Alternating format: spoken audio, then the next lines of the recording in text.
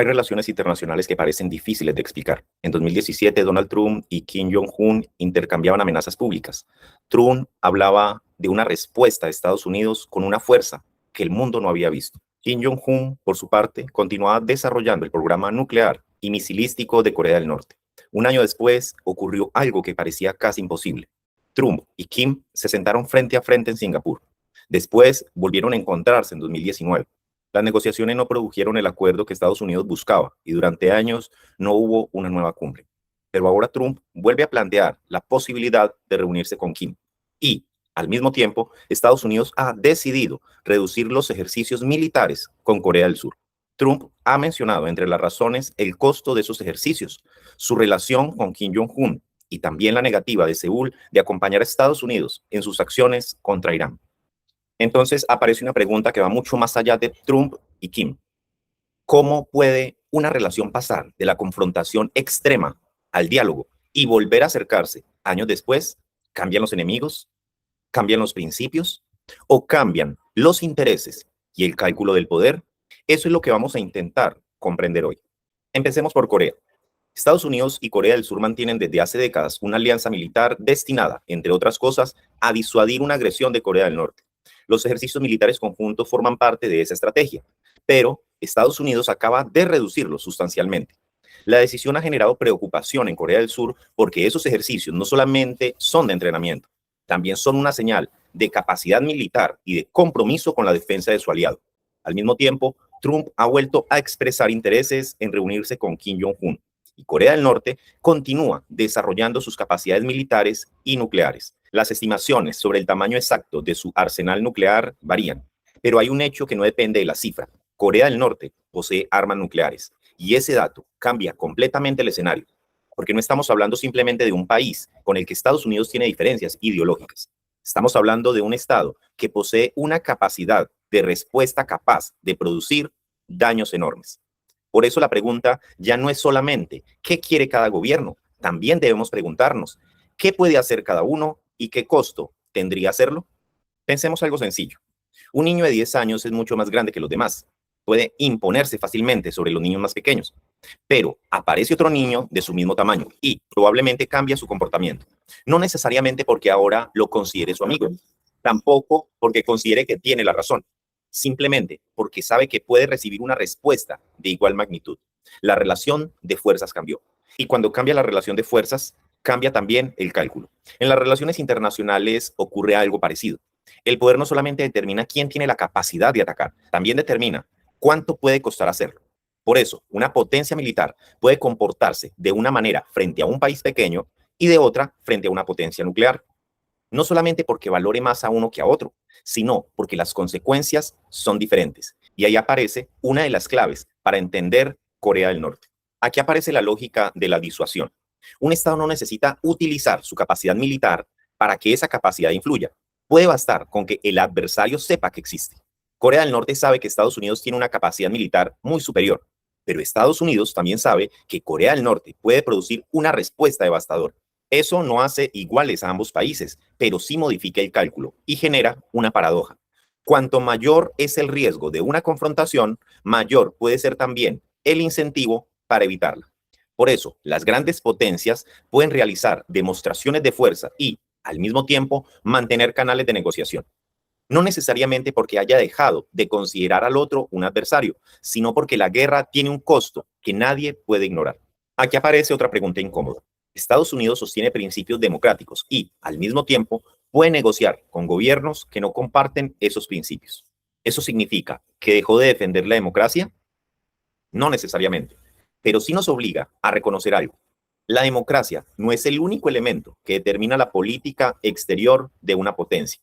También están los intereses nacionales, la seguridad, la economía, las alianzas, el costo militar, la capacidad del adversario y las consecuencias de cada decisión. Por eso, sería demasiado sencillo decir Estados Unidos solamente defiende sus intereses, pero también sería demasiado sencillo pensar que sus decisiones internacionales se explican únicamente por principios. La realidad es más compleja. Los estados intentan defender principios mientras protegen sus intereses y administran los costos de hacerlo. Aquí está quizás la parte menos visible del fenómeno.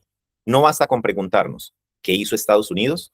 Tenemos que preguntarnos, ¿qué aprenden otros países de lo que hizo Estados Unidos?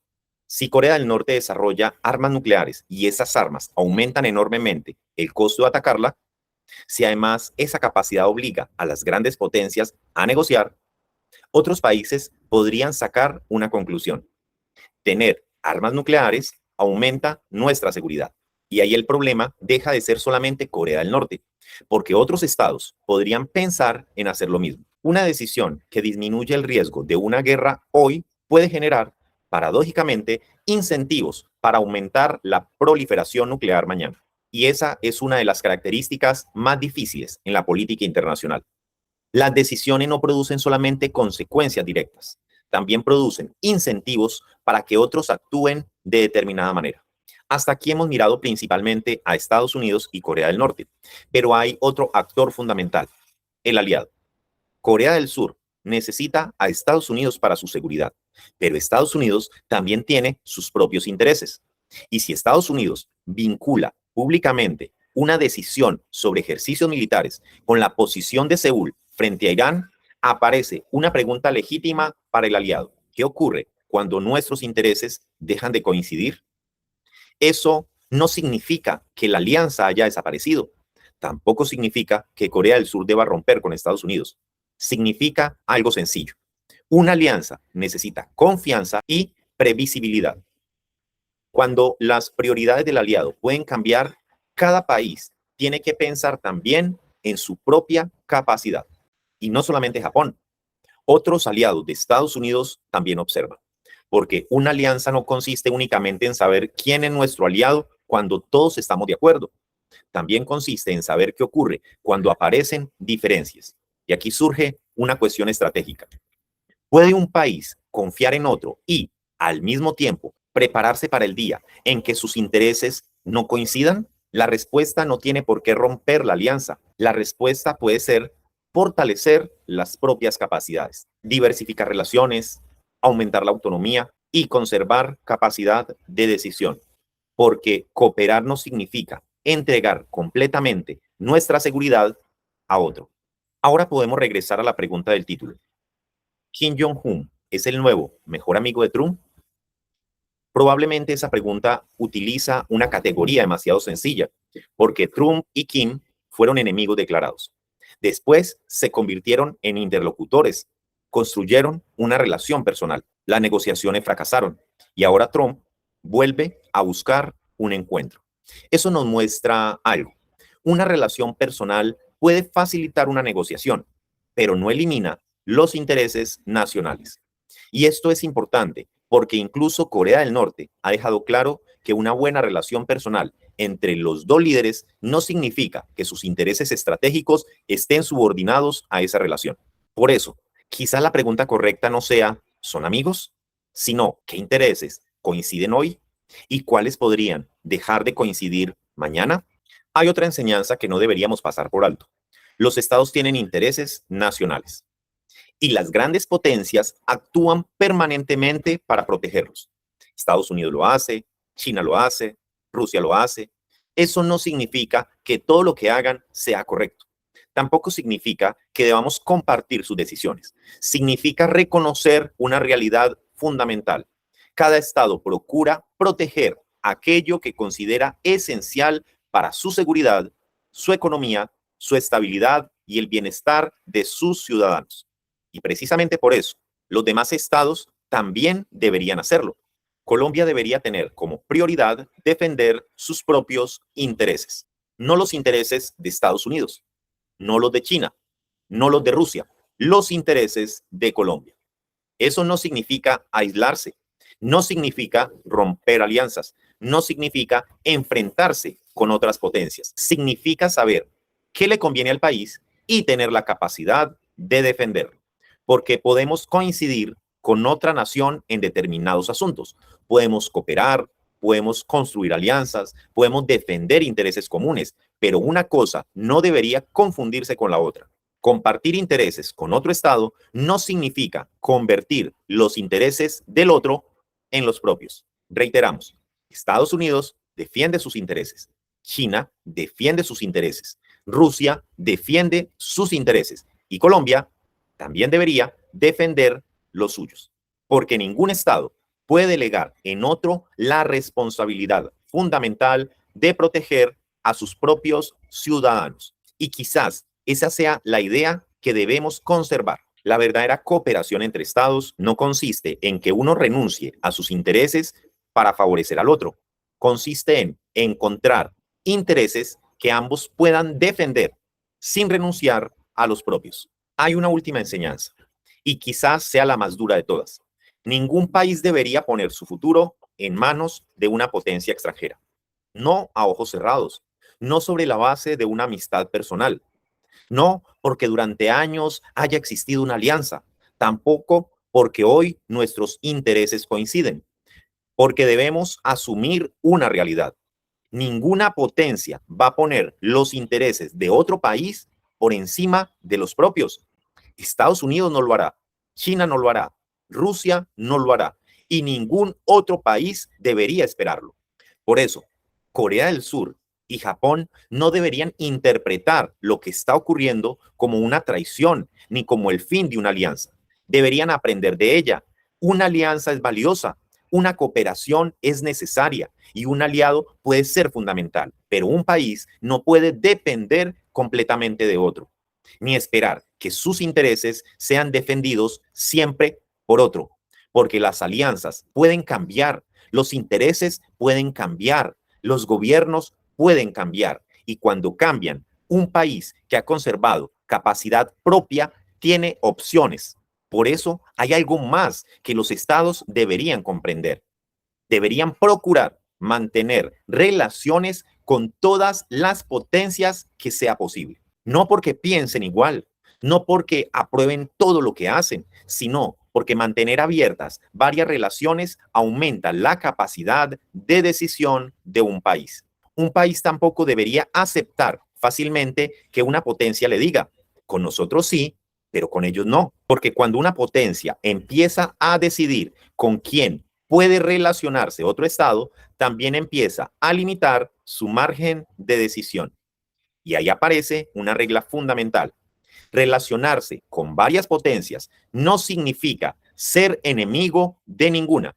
Significa tener opciones. Significa conservar margen de maniobra. Significa poder cooperar con unos sin tener que romper con otros. Significa poder decir, somos aliados de ustedes, pero también somos un Estado soberano. Por eso, cooperemos con Estados Unidos, relacionémonos con China, mantengamos canales con Rusia, trabajemos con Europa y con nuestros vecinos, siempre que sea posible, siempre de acuerdo con nuestros principios y, sobre todo, sin entregar nuestra capacidad de decisión. Porque diversificar relaciones no significa traicionar a un aliado. Puede significar precisamente proteger nuestra autonomía. Y quizás esta sea la parte más dura de la enseñanza. No ponga sus esperanzas en ninguna potencia. No espere lealtad absoluta de ninguna potencia. No dependa completamente de ninguna potencia. Y no permita que ninguna potencia decida con quién puede relacionarse su país. Porque un país que conserva relaciones alternativas y capacidad propia tiene opciones. El que entrega todo eso a una sola potencia puede descubrir demasiado tarde que ya no tiene ninguna.